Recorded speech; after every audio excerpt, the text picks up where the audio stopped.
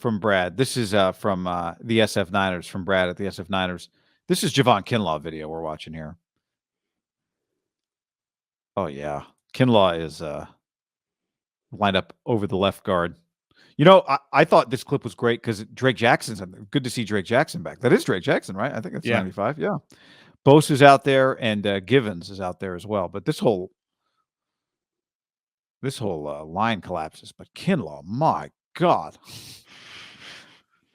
For those of you who can't see it, it's just Kinlaw. How would you describe this? He just he just absolutely destroys the offensive tackle. He doesn't get to the quarterback, but he ends up at his feet.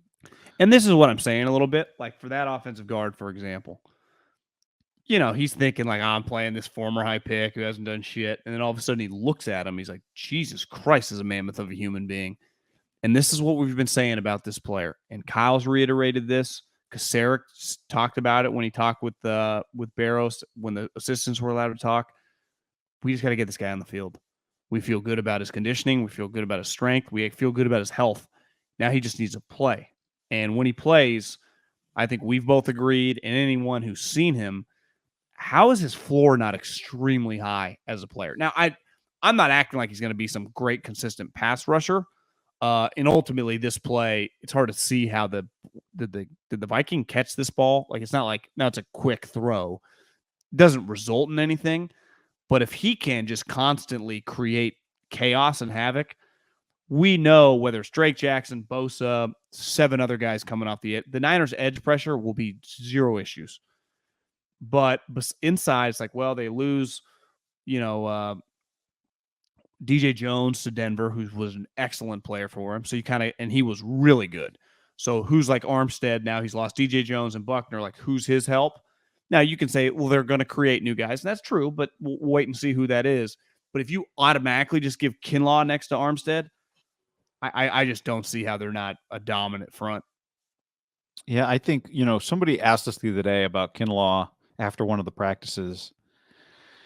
And, you start going through your mind all the plays that he's been a part of. It's not going to be, and this is the way it usually is with interior guys, it's not going to be about 7 sacks. It's going to be about just creating A, run stopping, and B, collapsing the pocket from the inside, which makes life miserable, especially when you've got the guys coming off the edge that you do. So I'm with you. I think it's simple as if he's on the field, his floor is really high. And to me, that's one of those, if you're getting edge pressure and this guy's got to step up, like even though Kinlaw, he's just where does the guy step up? There's 700 pounds of human, right? There's nowhere for him to go, right? The quarterback. Yeah. Yep. No. Let's run the tape, John.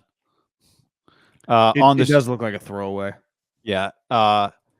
Tarver Dome, hope I got that right, says, look at the left tackle's black gloves contrasting with Drake Jackson's jersey. All the way.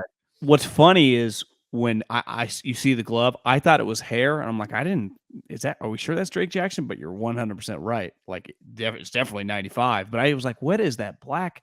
It's the glove holding, like, doing everything to hold on for dear life. I mean, he gets driven out of the frame. Just look at this. Bye. I will say this. The Minnesota Vikings, let's just hypothetically say they're good, and I think they're already getting a little overhyped. They are a matchup that the Niners would pay to play in a big game because their offensive line is not great. And remember, in the playoff game, they smothered them. And even if you're like, Kirk Cousins is no longer a joke, and he's not, but he is not mobile. So if you can,